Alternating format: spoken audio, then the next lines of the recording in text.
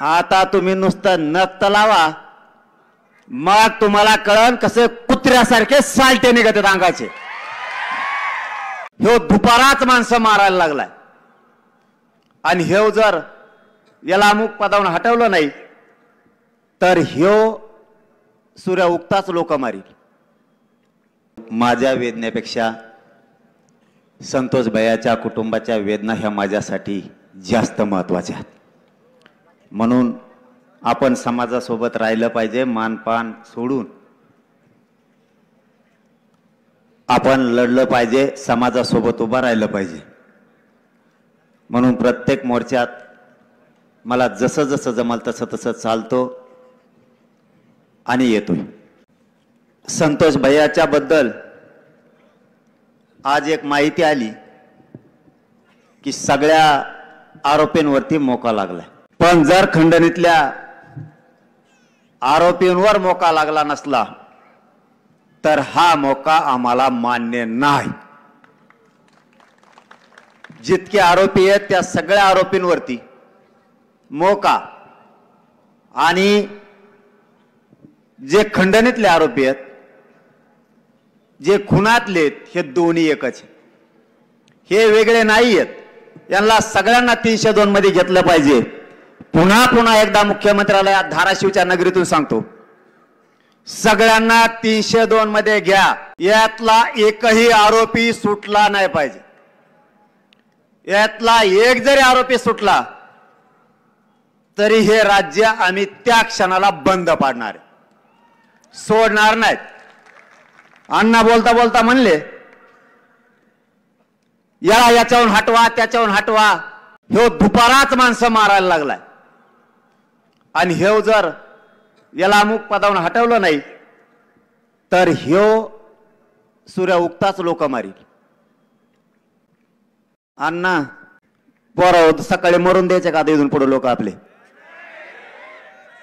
आता तुम्ही नुसतं नक्त लावा, मग तुम्हाला कळन कसे कुत्र्यासारखे सालटे निघत अंगाचे. आता एवढं सोपं नाही. मुख्यमंत्र्याला या धाराशिव नगरीतून आमचं आव्हान आहे. या समाजाने तुमच्यावरती विश्वास ठेवलाय. तुम्ही कुटुंबाला शब्द दिला, एकही आरोपी सुटणार नाही. सगळे 302 खाली येतील. सगळ्यांना मोका लागल. मराठे म्हणून शांत आहेत.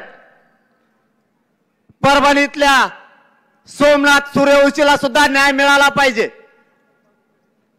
त्या कुटुंबाला न्याय मिळाला नाही तर आम्ही खांद्याला खांदा लावून त्यांच्या सोबत उभा राहणार आहेत. जर या कुटुंबाशी मुख्यमंत्र्यांनी दगाफटका केला, तुमचा सरकारचा कार्यक्रम संपला. आम्ही सहन करू शकत नाही. मला या धाराशिव नगरीमध्ये आल्याच्या नंतर आणखीन एक माहिती मिळाली आणि ती विशेष करून तुम्हाला दोघा ते अवघड होईंगा म्हणतो. मग अण्णालाच पिक्चर बघते का गा? नाही लय दणका असतोय तुमचा. ह्यो व्हाया बदन्या म्हणते व्हाया, याला सोडत नाही वाटतं काहीच. तुम्ही यांना सोडू नका म्हणजे बस आम्ही आहेत तुमच्या मागं. ओम दादा तुम्हालाही सांगतो, कैलास पाटील दादा तुम्हालाही सांगतो आणि राणा दादा तुम्हालाही सांगतो, स्वामी साहेब तुम्हाला ही सांगतो. आणखीन कोण राहिलं आमदार? तुम्हाला चौघाला आधी सांगतो. ते संदीप भैयात हालत नाही रे, ते जात हेत काही नाही, लय ओरिजिनल पिल्लो लागलंय ते. हे काम सांगायचंय म्हणून चौघाचं नाव घेतलंय. तुम्हाला वाटलं शेज धरलं होय मी आणि नाव सांगा. शेज धरल्यावर मग इथंच राहत व्हायची मला. एका थोडे बसले का काय का ते जाणण्यासारखं पाहिजे. फक्त कुटुंब व्यासपीठावर, बाकी सगळे खाली. ज्याला बोलायचं त्याने वर यायचं, बोलायचं आणि पुन्हा खाली जायचं. ते एकदम सोपं. जालन्याला काल होतं ना काय वर तरी कुठं बसून न्याय देता आला पाहिजे. सगळ्यात मागच्या कडेला जरी राहिला ना माणूस तरी जनतेच्या मनात बसायला लागतं. समाज सोडत नाही. व्यासपीठा जनतेची काय गरज आहे? काल जालन्यात होती चांगली प्रथा, फक्त कुटुंब होतं व्यासपीठावर, बाकी कोण नाही.